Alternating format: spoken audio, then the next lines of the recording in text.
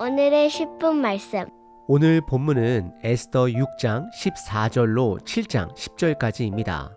앞선 6장을 세 문장으로 요약해 봅니다. 첫째, 그날 밤 아하수에로 왕은 잠이 오지 않았습니다. 그래서 왕실의 기록을 읽게 되었고 모르드게가 자신의 생명을 구했던 일이 아직 보상받지 못했다라는 걸 알게 됩니다. 둘째, 바로 그때 하만이 왕을 찾아옵니다.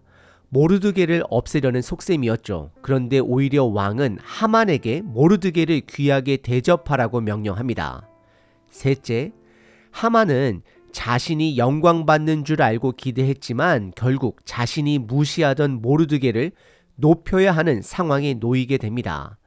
이 일은 그의 몰락의 시작이었습니다. 오늘 본문은 하만의 몰락이 얼마나 빠르게 진행되고 있는지를 보여줍니다. 에스더는 두 번째 잔치 자리에서 드디어 본인의 정체를 밝힙니다.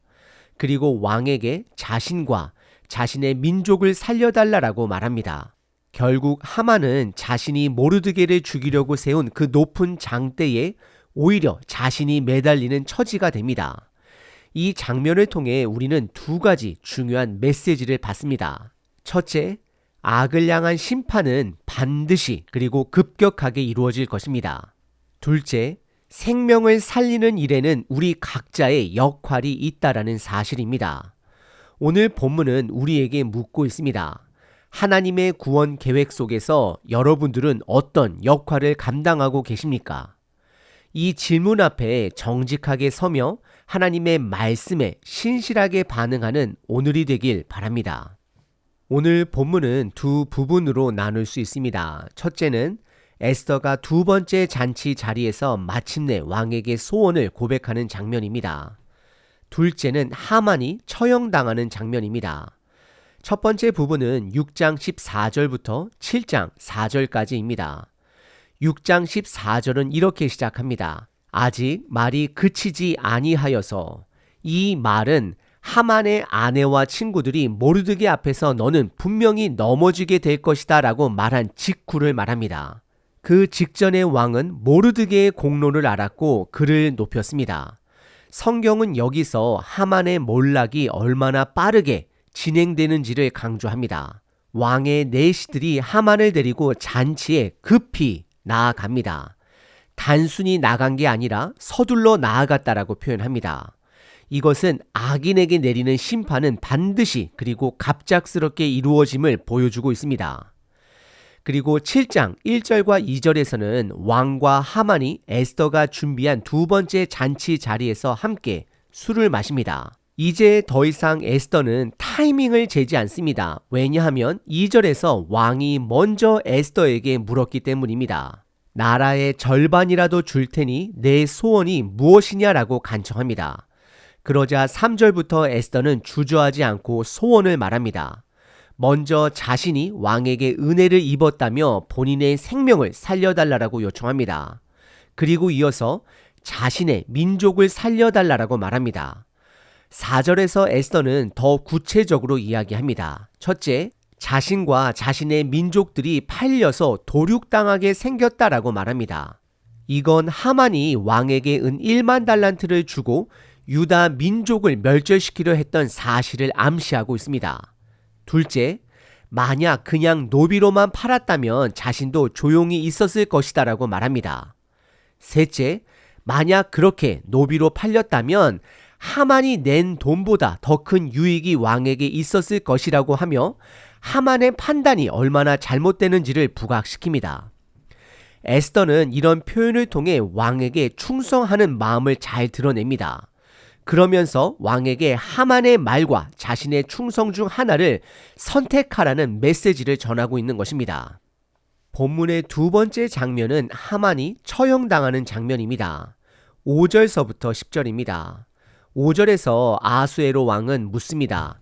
이런 일을 계획한 자가 누구냐? 어디 있느냐? 그러자 6절에 에스더가 말합니다. 그 대적과 원수는 이 악한 하만이니이다. 하만은 바로 그 자리에서 두려움에 사로잡히게 됩니다. 자신이 왕의 사랑을 받는 왕후 에스더의 생명까지 노리게 되었다라는 사실이 드러났기 때문입니다. 7절에서 왕은 분노하며 자리를 박차고 왕궁 후원으로 들어갑니다. 아마도 잠시 감정을 가라앉히기 위해서였을 것입니다. 왜냐하면 이 모든 상황이 자신의 허락 아래 이루어진 일이기도 했기 때문입니다. 스스로 내린 결정이었기에 왕은 혼란스러웠을 수 있습니다.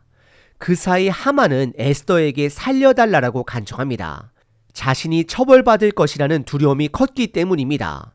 8절에서 상황은 전환점을 맞습니다. 왕이 후원에서 다시 돌아왔을 때 하만은 에스더가 앉아있는 자리에 너무 가까이 엎드려 있었습니다. 페르시아 문화에서는 식사할 때 몸을 기댄 채 앉은 자세로 있었기 때문에 왕이 없는 자리에서 왕의 아내에게 가까이 접근한 것 그 자체가 매우 부적절한 행동으로 여겨졌습니다. 그래서 왕은 말합니다. 저가 궁중 내 앞에서 왕후를 강제로 취하고자 하는가? 이 말이 떨어지자마자 내시들이 나와 하만의 얼굴을 가립니다. 사실 왕은 하만이 그런 의도가 없었다는 걸 알았을 수도 있습니다. 하지만 하만을 처형하기 위한 결정적인 명분을 만든 것일 수도 있습니다. 중요한 건 하만의 몰락이 너무나 빠르게 일어났다는 사실입니다. 불과 몇 시간 전만 해도 나라의 2인자였던 그가 이제는 죽음을 앞둔 죄인이 된 것입니다. 9절에서는 왕을 모시던 내시 중 하르보나가 나섭니다. 그는 하만이 모르드게를 달기 위해 준비한 장대가 그의 집에 서 있다라는 사실을 보고합니다. 그러자 왕은 곧바로 명령합니다. 그를 그의 집 앞에 있는 그 나무에 달라. 10절은 이렇게 끝맺습니다. 모르드게를 매달려고 한 나무에 하만을 다니 왕의 노가 그치니라. 이 장면은 하만의 인생이 얼마나 급격히 뒤바뀌었는지를 보여줍니다. 또 악한 계획은 결국 스스로에게 돌아온다는 사실을 상기시켜 줍니다. 오늘 본문은 하만의 몰락을 보여줍니다. 그는 페르시아의 제2인자였습니다. 하지만 하루아침에 사형수가 되어 장대에 달려 죽습니다. 이 급격한 변화 속에서 우리는 한 가지를 봅니다. 하나님은 왕의 오해조차 악인을 심판하는 도구로 사용하셨다는 점입니다. 하지만 이 모든 일에는 에스더의 지혜도 함께 있었습니다. 에스더는 자신이 준비한 두 번째 잔치 자리에서 더 이상 타이밍을 고민하지 않았습니다. 오히려 왕이 먼저 물었습니다. 내 소원이 무엇이냐? 그리고 그 순간 에스더는 자신의 생명과 자기 민족을 살려달라고 말합니다. 이 장면은 단순한 정치적 사건이 아닙니다. 아브라함과 하나님 사이에 있었던 언약의 성취입니다. 창세기 12장의 말씀처럼 너를 축복하는 자에게는 내가 복을 내리고 너를 저주하는 자에게는 내가 저주하리라. 하만은 유다 민족을 저주했습니다. 그리고 그 저주는 자기 자신에게 돌아왔습니다. 바울은 갈라디아서 3장에서 이 언약을 이렇게 풀어 설명합니다. 아브라함의 복은 결국 예수님을 통해 모든 민족에게 전해질 복음의 시작이라는 것입니다. 예수님을 믿은 사람은 하나님의 자녀가 됩니다. 그게 가장 큰 복입니다. 반대로 예수님을 거절하고 멸시하는 사람은 결국 심판을 피할 수 없습니다. 그러니 오늘 우리는 이렇게 결론 지을 수 있습니다. 예수님을 믿는 우리에게는 분명한 역할이 주어졌습니다. 하만의 심판과 유다 민족의 구원에는 하나님의 손길이 분명히 있었고 동시에 에스더의 지혜와 용기도 있었습니다. 우리도 마찬가지입니다. 예수님께서 이미 시작하신 온전한 구원에 그저 머물 수는 없습니다. 거기서 멈추지 말고 이제는 그 구원의 흐름 속에서 내가 맡은 역할을 감당해야 합니다. 아브라함이 복의 통로였다면 우리는 복음의 전달자입니다. 예수님은 모든 민족을 제자로 삼으라고 명령하셨습니다. 그래서 우리에게는 두 가지 역할이 있습니다. 첫째, 하나님의 자녀답게 구별된 삶을 살아야 합니다. 둘째, 우리가 받은 복음을 이웃에게 나눠야 합니다. 오늘 하루 하나님이 일하시는 그 보이지 않는 손길 안에서 에스더처럼 나의 역할을 다하는 우리 모두가 되길 바랍니다. 매일 성경 한 19분의 감사 고백입니다. 매일 아침마다 빠짐없이 말씀을 기다리며 듣고 있습니다. 한 달 전까지만 해도 건강하던 남편이 병명이 확실하지 않은 상태로 갑자기 입원하게 되었습니다. 그 사이 여러 장기에 손상이 생겼고 결국 신장 투석까지 하게 되었습니다. 그제는 희귀 질환이라는 진단을 받았고 어제부터는 중환자실에서 치료를 받고 있습니다. 오늘 말씀에서 에스더가 하나님의 때를 기다리며 인내했던 이야기가 큰 위로와 은혜가 되었습니다. 남편의 치료와 모든 상황을 하나님께 맡기기로 했습니다. 그리고 우리 가족은 지금 먼저 하나님을 믿는 신실한 믿음을 구하기로 마음먹었습니다. 하나님의 말씀으로 인해 감사드립니다. 하나님, 병상에 있는 그 형제님을 주님의 손에 올려드립니다. 급작스러운 질병과 어려움 속에서도 주님의 선하신 뜻이 이 가정 가운데 이루어지게 하소서.